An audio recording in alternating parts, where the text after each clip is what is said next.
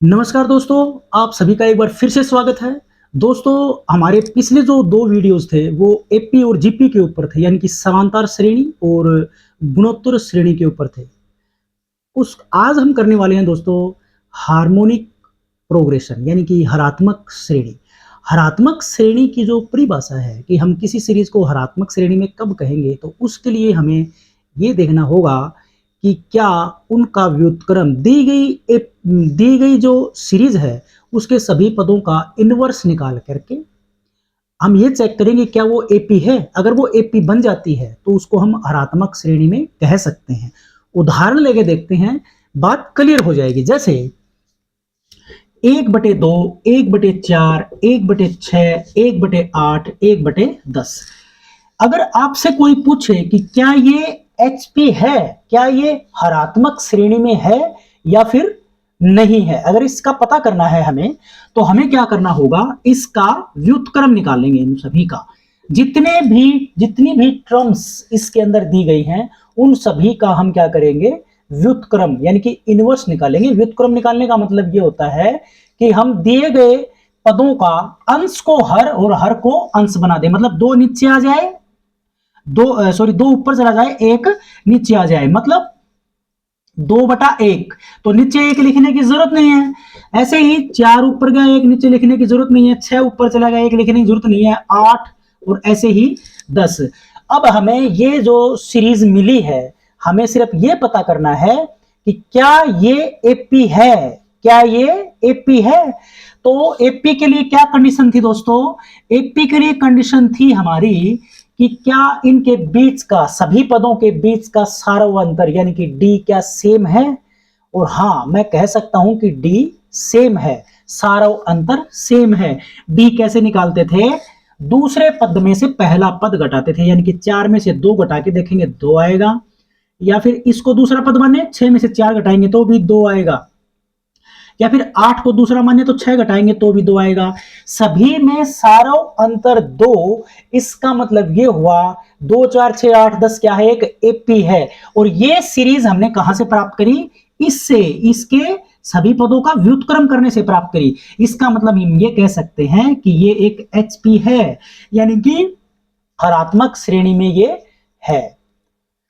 हरात्मक श्रेणी के क्वेश्चन को हल करने के लिए याद रखने वाली बात है, हरात्मक श्रेणी के जो क्वेश्चन हैं ज्यादातर जिनको हम हल कर सकते हैं, उसके लिए हमें उसको एपी की फॉर्म में बदल करके एपी के रूल और रेगुलेशंस हम उस पर लगा देंगे।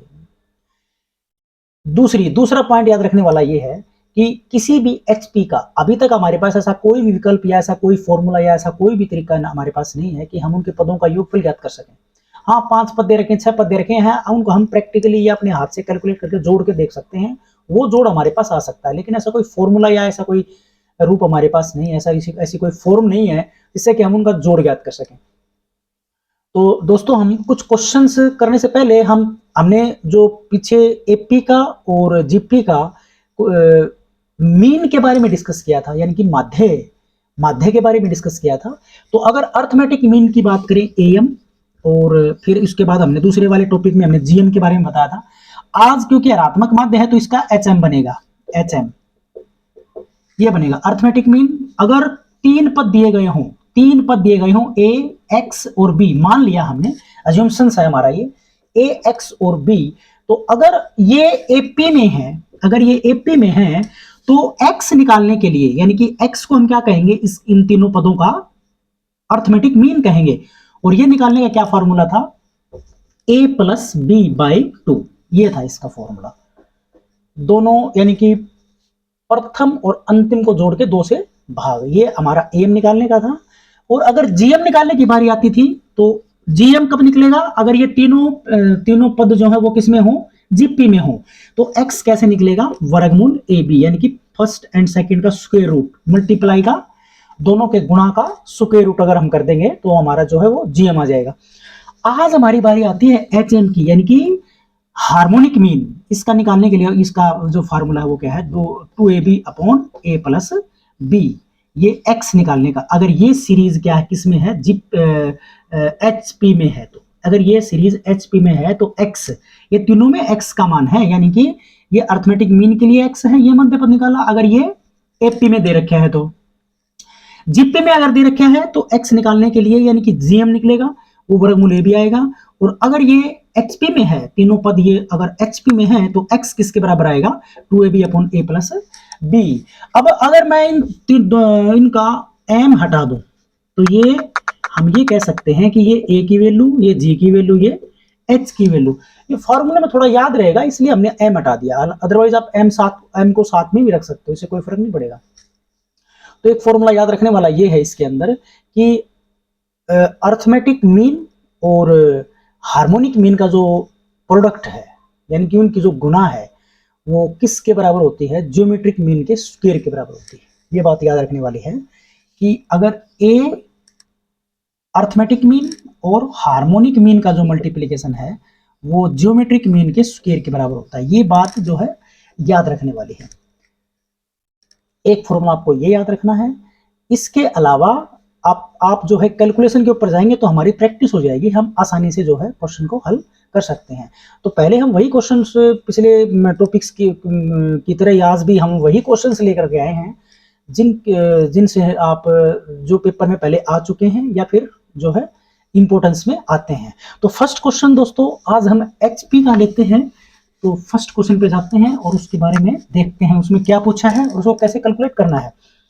तो फर्स्ट क्वेश्चन दिया गया है 1/3 1/7 1/11, 1/3 1/7 1/11 और 1/15। क्या ये एचपी है? एचपी है। वही क्वेश्चन जो मैंने फर्स्ट टाइम जब एचपी के बारे में डिस्कस किया, एचपी की डेफिनेशंस के टाइम पे कुछ बताया था आपको। क्या करना होता है कि आप किसी भी श्रेणी को एचपी में कैसे पता करेंगे कि वो एचपी में है या फिर नहीं है। उसके लिए क्या करेंगे, उस सीरीज के सभी पदों का क्या करेंगे, हम व्युत्क्रम निकालेंगे। व्युत्क्रम यानी कि इसका व्युत्क्रम 3 आएगा, इसका 7 आएगा, इसका 11 और इसका 15। अब इसका डी निकाल देंगे। डी निकाल के देंगे, 7 में से 3 गया 4 बचा, ये D1 आएगा। D2 निकाला, 11 में से 7 गया तो भी 4 बचा। और D3 निकालेंगे तो 15 में से 11 घटाएंगे तो भी 4। सभी का सारों अंतर सेम, सभी का सारों अंतर सेम। इसका मतलब ये एक एपी है। और अगर ये एपी है तो इसका इनवर्स, इन सभी पदों का जो इनवर्स होगा यानी कि इसका इनवर्स 1/3, इसका इनवर्स 1/7, 11 का इनवर्स 1/11 और 15 का 1/15। इसका मतलब ये क्या है, दिस इज एन एचपी, एक एचपी है ये, this is a HP. HP है, आपको समझ में आएगा ये एक हरात्मक श्रेणी है। फर्स्ट क्वेश्चन था। सेकंड क्वेश्चन एक और दे दिया उसने, 2/11 और 1/7 और दूसरा दिया उसने 2/17 और 1/10 और बहुत लंबा दे दिया 2/23 और भी आगे दे रखा 2/23 और 1/13। ये सीरीज ऐसे चल रही है। बताना है कि क्या ये एक एचपी है। तो ये क्वेश्चन कैसे करेंगे, हमने फिर से सभी पदों का क्या करना है, व्युत्क्रम करके देख लेना है। इसका व्युत्क्रम 11/2 आएगा, ये 7 आ जाएगा, ये 17/2 आ जाएगा, ये 10 आ जाएगा, ये 23/2 आ जाएगा, ये 13 आ जाएगा। ये सीरीज ऐसे जो है चल रही है। तो कोई भी दो पद जैसे आपने ये उठाया तो इसका D1 निकालिए, 7 माइनस का 11/2 यानी कि 14 माइनस का 11/2 यानी कि कितना आ जाएगा, 11 में से 14 में से 11 गया तो 3/2 आया इसका D1। D2 निकाल के देखेंगे तो 17/2 यानी कि 17/2 माइनस का 7, ये निकाल के देखेंगे एलसीएम आएगा इसका 2, तो ये हो जाएगा 17 माइनस का 14 यानी कि 3/2 ये आया। ऐसे ही D3 निकाल के देख लेंगे, D3 भी 3/2 ही आएगा। इसका मतलब सभी का सारा अंतर सेम है। इसका मतलब इनके सभी, इनका व्युत्क्रम करने से जो प्राप्त सीरीज प्राप्त होगी यानी कि ये सीरीज प्राप्त होगी हमें, ये क्या है, एक एचपी है। ये सेकंड क्वेश्चन हो गया, आपको क्लियर हो गया होगा। नेक्स्ट क्वेश्चन ले लेते हैं।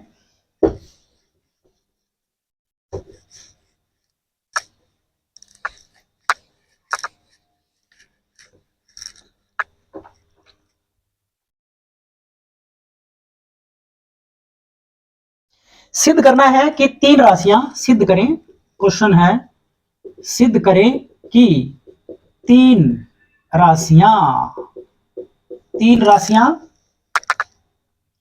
ए बी और सी, तीन राशियां हैं भाई, ए बी और सी एच पी में केवल तभी होंगी HP में केवल तभी होंगी, HP में केवल तभी होंगी यदि, HP में केवल तभी होंगी यदि यदि A अनुपात C, A अनुपात C, A अनुपात C बराबर A माइनस B अनुपात B माइनस C। ये क्या कहता है कि ये सिद्ध करके दिखाना है कि तीन राशियां ए बी सी HP में केवल तभी होंगी। ये कह रहा है कि ये तीन राशियां यानी कि ए बी और सी हरात्मक श्रेणी में तभी होंगी यदि यदि A अनुपात C बराबर किसके होगा, A माइनस बी अनुपात B माइनस सी, B माइनस सी। अब क्योंकि देखो वही बात फिर से आ जाती है, ए बी सी को हमने पहले भी ये जिक्र किया था कि हम जो है HP से रिलेटेड ऐसा कोई भी स्पेशल हमारे पास कोई कैलकुलेशन नहीं है, हम उसको AP में कन्वर्ट करके AP के रूल लगा करके हम दी गई प्रॉब्लम को सोल्व करने की कोशिश करेंगे।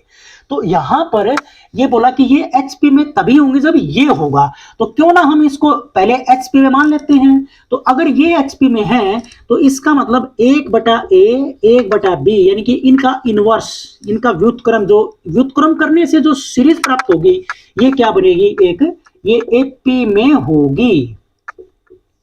अगर ये HP में हो, अगर हो सकती है तो इनका इनवर्स 1/A 1/B और 1/C क्या होगा, AP में होगी।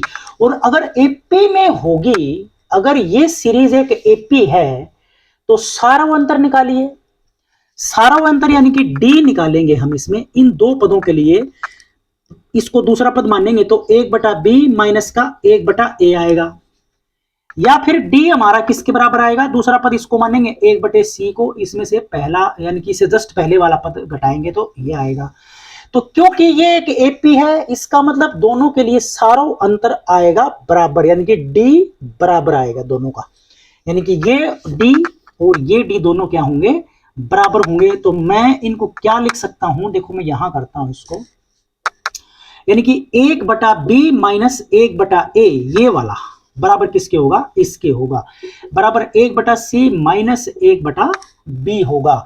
इसको कर लेते हैं कैलकुलेट। इसको जब कैलकुलेट करेंगे तो इनका एलसीएम आएगा AB, ये AB होगा एलसीएम, तो ये ऊपर आ जाएगा A माइनस का B, आपको ये आता होगा। और अगर इसका एलसीएम लेंगे तो BC आएगा, तो B की 1 से गुणा B माइनस का C, एलसीएम लेके कर दिया। अब अगर हम इनकी क्रॉस मल्टीप्लाई करें, क्रॉस मल्टीप्लाई अगर हम इसकी करें तो क्या बनेगा, क्रॉस मल्टीप्लाई में कि A माइनस का B बटे B माइनस का C, मैं इसको ऐसे लिख सकता हूं, बराबर ये AB ऊपर जाएगा और BC नीचे आएगा, क्यों ना B से B काट दिया जाए। तो हमारे पास क्या बन जाएगा, हमारे पास क्या वैल्यू आ जाएगी, A माइनस का B बटे B माइनस का C बराबर A/C, A/C। अब आपको तो पता ही है A/C का क्या मतलब होता है कि A अनुपात C, A/C को हम क्या लिख सकते हैं, A अनुपात C, बराबर का निशान है ये यूं का यूं लगा दिया, इन दोनों को भी आप अनुपात में कह सकते हो, अनुपात B माइनस C ये बनेगा इसका। यही हमें वेरीफाई करना था कि अगर ये HP में होंगी तो सिद्ध करना था कि A अनुपात C बराबर किसके होगा, A माइनस B अनुपात B minus C। Doubt clear हो गया होगा, क्वेश्चन क्लियर हो गया होगा माइंड में। नेक्स्ट क्वेश्चन हम लेने वाले हैं,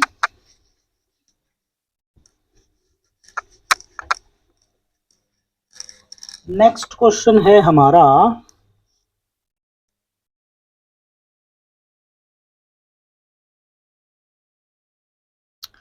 HP के प्रथम और 16वां पद, HP का, किसी HP का क्वेश्चन है, किसी HP का, किसी HP का प्रथम और 16वां पद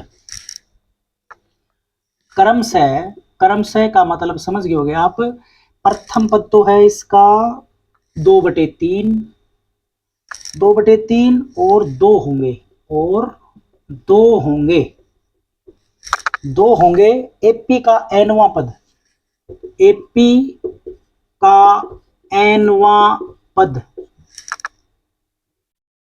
एनवां पद दिया गया है एक्स एन बराबर वही का वही a plus n minus one d, यही था एनवां पद भी, यही दिया गया है स्पेशल उसने जो है, नहीं ये कुछ किसी और का दे गया, मैं कोई और दे गया, सॉरी। इसका छठा पद ज्ञात कीजिए, इसका छठा पद ज्ञात कीजिए, इसका छठा पद ज्ञात कीजिए। छठा पद ज्ञात करना है आपको, किसी एचपी का प्रथम, किसी एचपी का प्रथम पद दिया गया है, प्रथम पद, और उसका 16वां पद दिया गया है। तो प्रथम पद क्रमशः का मतलब ये हो गया, प्रथम के लिए क्रमशः का मतलब प्रथम के लिए 2/3 है, 16वें पद के लिए 2 है। इसका छठा पद ज्ञात करना है आपको, छठा पद।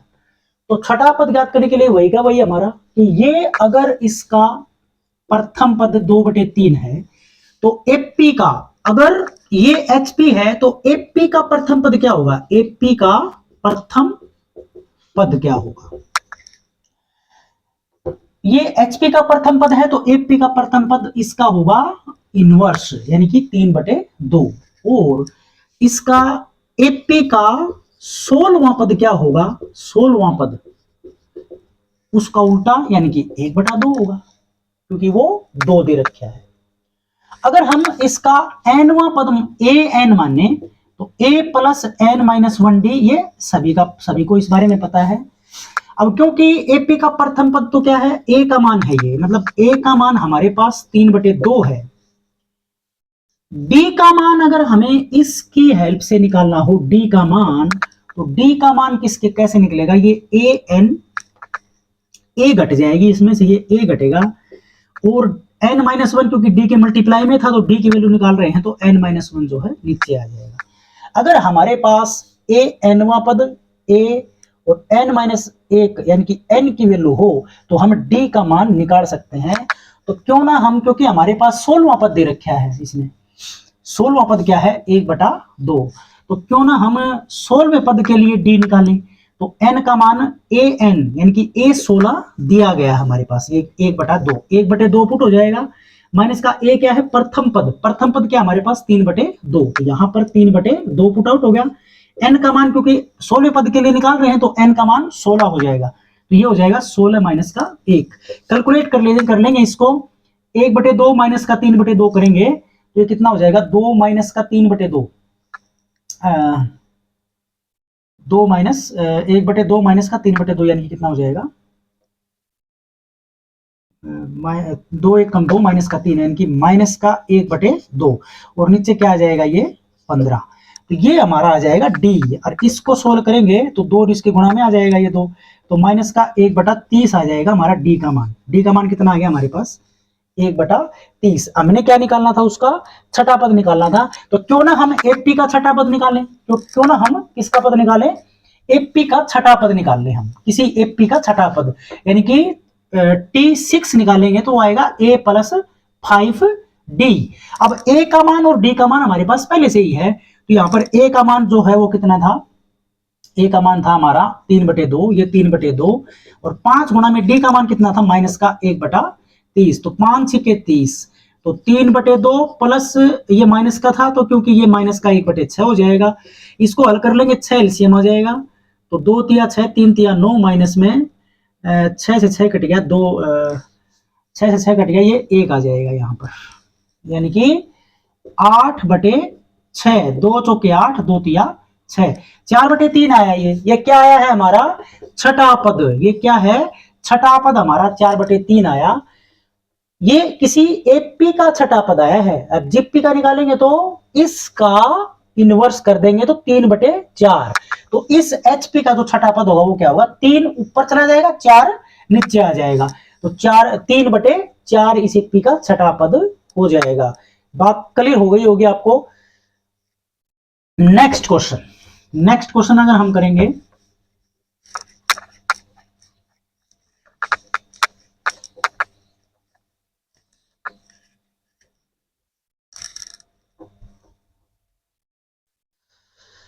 नेक्स्ट क्वेश्चन दे रखा है 4 और 12 का हरात्मक माध्य ज्ञात करना है। 4 और 12 का हरात्मक माध्य, 4 और 11 का हरात्मक माध्य यानी कि HM निकालना है, जो कि हमें पता ही है किसके बराबर था। ये था 2AB बटे A प्लस B के बराबर था। 2AB बटे A प्लस B के बराबर था। यानी कि 4 12 का हरात्मक माध्य निकालेंगे तो हमारा ये A है और ये B है। यानी कि 2 गुणा में A का मान 4 और B का मान है 12 और divided by A plus B करेंगे तो 4 प्लस 12। दिस इंप्लॉइज दैट, इसको सोल्व करेंगे तो 12 और 4 हो जाते हैं 16। तो 4 चौके 16, 4 तिये 12, तो 3 दूनी 6। इसका हरात्मक माध्य जो होगा वो हो जाएगा 6। और क्या निकालना था इसमें, और ये दर्शाइए कि 3 संख्याएं HP में है। हरात्मक माध्य इनका कितना आया, 6, HM 6 आया। तो देखो हमारे पास सीरीज बन जाती है। 4 और 12 तो थी, हमने HM निकाल लिया था, ये इसके बीच में आएगा। हमें ये पता करना है कि क्या ये HP है, क्या ये हरात्मक माध्य है। तो पहला जो 2-3 क्वेश्चन हमने करे थे HP के बारे में पता करना था कि HP में है या फिर नहीं है। उसका पता करने के लिए हम क्या करेंगे, इन सभी का क्या करेंगे, इनवर्स 1/4, 1/6 और 1/12, इनके लिए D निकाल के देखेंगे। 1/6 माइनस का 1/4 यानी कि 12 एलसीएम, 6 दूनी 12, 4 तिये 12 माइनस का 1/12, इसके बीच का D निकाल के देखेंगे। 1/12 माइनस का 1/6, फिर 12 एलसीएम आ गया तो ये 1 माइनस का 2, ये भी माइनस का 1/12, माइनस का 1/12, दोनों में D का मान माइनस का 1/12 आया। इसका मतलब इन संख्याओं का, इस सीरीज का व्युत्क्रम करने से जो एपी बनी, वो एक व्युत्क्रम करने से जो सीरीज बनी वो एक एपी में है। इसका मतलब इनके इनवर्स यानी कि 4 6 12 भी क्या होंगे, HP में होंगे, यानी कि हरात्मक श्रेणी में होंगे। नेक्स्ट क्वेश्चन ले लेते हैं। मानता हूं आपको मैं कि आपका क्लियर हो गया होगा माइंड में ये क्या किया मैंने। नेक्स्ट क्वेश्चन है, दो संख्याओं के समांतर और गुणोत्तर माध्य दे रखे हैं। दो संख्याओं के समांतर और गुणोत्तर माध्य दिए गए हैं भाई 10 और 6 हैं क्रमशः। हरात्मक माध्य ज्ञात करें। हरात्मक माध्य ज्ञात करना है उन्हीं संख्याओं का, और इनके एपी जीपी एचपी लिखे। तो इनके एपी जीपी और एचपी लिखने हैं। यानी कि दो संख्याएं दे रखी हैं, कोई भी दो संख्याएं वो हो सकती है, हमें नहीं पता। उन दो संख्याओं का समांतर का मतलब और गुणोत्तर माध्य का मतलब है कि ये ए एम है, गुणोत्तर माध्य का मतलब ये एच एम है। गुणोत्तर माध्य है ना, गुणोत्तर माध्य है बिल्कुल, ये एच एम है और सॉरी ये गुणोत्तर माध्य है जीएम, सॉरी ज्योमेट्रिकल प्रोग्रेशन वाला है ये जीएम। हरात्मक माध्य तो निकालना है, हरात्मक माध्य जो है इनका निकालना है। तो हरात्मक माध्य जो समानांतर माध्य, गुणोत्तर माध्य और हरात्मक माध्य का एक रिलेशन था, वो किसके बराबर था, वो था एच एम बराबर था जीएम का स्क्वायर। यहां पर सिर्फ मान रख के आप हरात्मक माध्य यानी कि ये वाला निकाल सकते हो। हरात्मक माध्य किसके बराबर होगा, जीएम स्क्वायर बटे एएम। तो जीएम किसके बराबर है, यानी कि जीएम है हमारा 6, यहां पर 6 का स्क्वायर हो जाएगा, और एएम किसके बराबर है, समानांतर माध्य 10 के बराबर, ये 10 हो जाएगा। तो ये बनेगा 36/10। 36/10 का मतलब है 2 से काट देंगे इसको, 18 पे कटेगा और ये 5 पे कटेगा, तो यानी कि 18/5।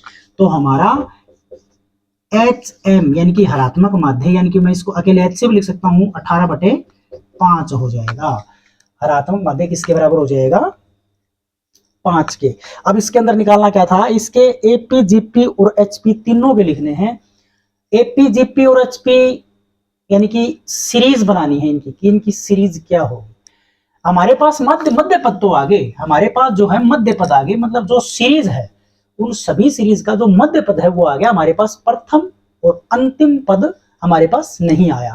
तीन पदों का ही निकलता था ना। हमने क्या पहले डिस्कस किया है कि तीन पदों का, जैसे ए, एक्स और बी, तीन पद ऐसे अगर एपी में है तो उनका एएम बनेगा, अर्थमेटिक मीन बनेगा। ए एक्स बी अगर जीपी में है यानी कि ज्योमेट्रिकल प्रोग्रेशन गुणोत्तर श्रेणी में है तो उनका जीएम बनेगा।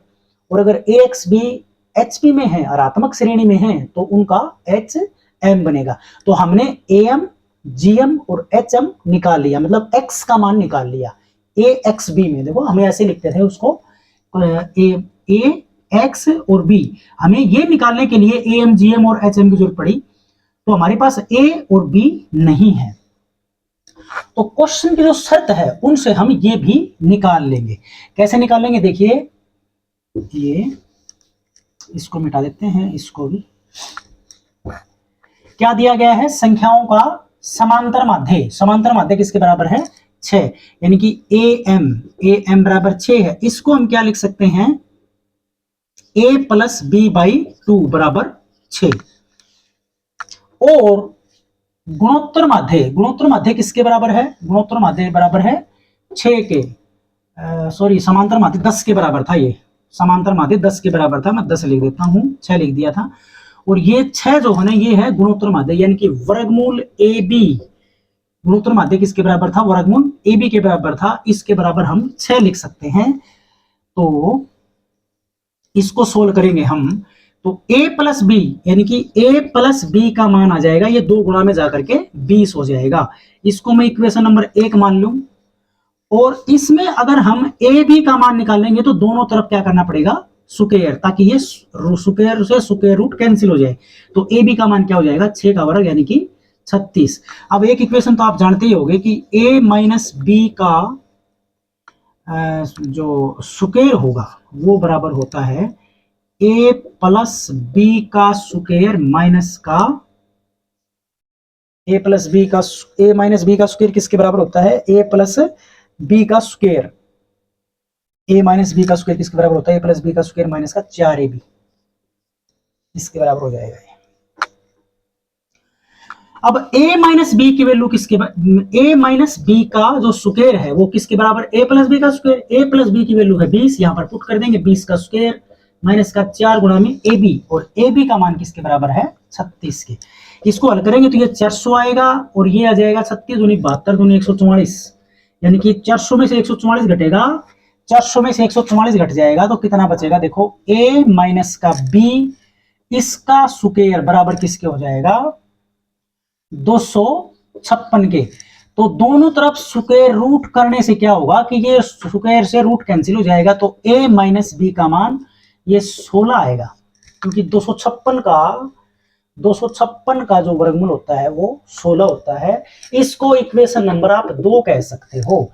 तो इक्वेशन नंबर 1 जो थी ये वाली, और दूसरी इक्वेशन बनी ये, इसकी हेल्प से आप रैखिक समीकरण बन जाती हैं। a माइनस बी बराबर 16 और a प्लस बी बराबर 20। हल करेंगे तो b से b कैंसिल हो जाता है, 2a बराबर 36, तो a बराबर 18/2 यानी कि 36/2 यानी कि 18, a का मान 18 आ गया। तो a प्लस बी, कोई भी एक इक्वेशन, a प्लस बी बराबर 20 था, जैसे हमने ये इक्वेशन ली, इसके अंदर a का मान 18 पुट करेंगे तो b का मान 2 आ जाएगा।